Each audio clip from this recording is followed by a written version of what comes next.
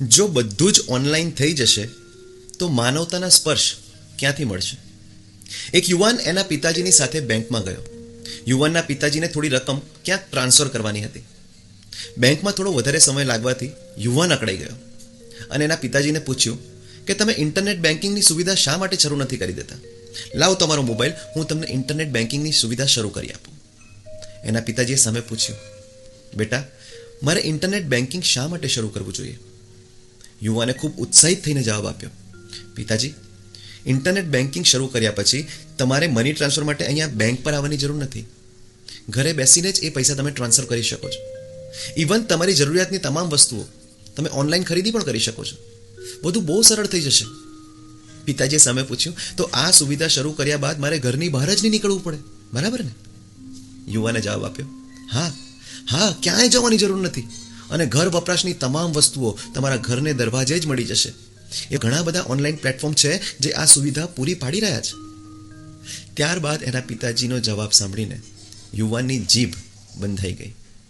એના પિતાજીએ કહ્યું, બેટા, હું આજે આ બેંકમાં દાખલ થયો ને ત્યારથી હું મારા 4 મિત્રોને મળ્યો છું. મેં સ્ટાફ સાથે થોડી ગપશપ કરી જે મને અત્યાર સુધી ઓળખે છે. મને બેંકમાં આવવું ગમે છે અને મારી પાસે પૂરતો સમય પણ છે. જે આત્મીયતાના સંબંધ હું ઈચ્છું છું એ મને અહીંયા મળે છે. તને યાદ છે 2 વર્ષ પહેલાં જ્યારે હું બીમાર પડ્યો હતો ત્યારે પેલા ફળોની દુકાનવાળા ભાઈ જેની પાસે આપણે ફળો લઈએ છીએ મને મળવા આવ્યા હતા અને મારી પથારી પાસે આવીને બેઠા હતા અને ખૂબ રડ્યા હતા.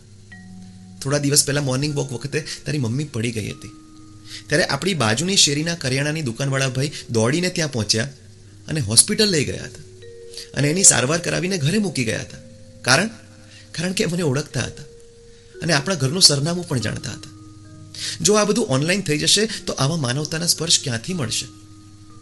શા માટે ફક્ત એવું જ ઈચ્છીએ કે બધું આપણા સુધી પહોંચે અને આપણે ફક્ત મોબાઈલ અને કોમ્પ્યુટર સાથે જ વ્યવહાર કરવાનો? આપણી આજુબાજુના લોકો ફક્ત વસ્તુ નથી વેચતા, તેઓ ખરીદીની સાથે સાથે માનવતાના સંબંધોના પણ સ્પર્શ આપી રહ્યા છે, જેની આજે દરેક વ્યક્તિને ખૂબ જ જરૂર છે.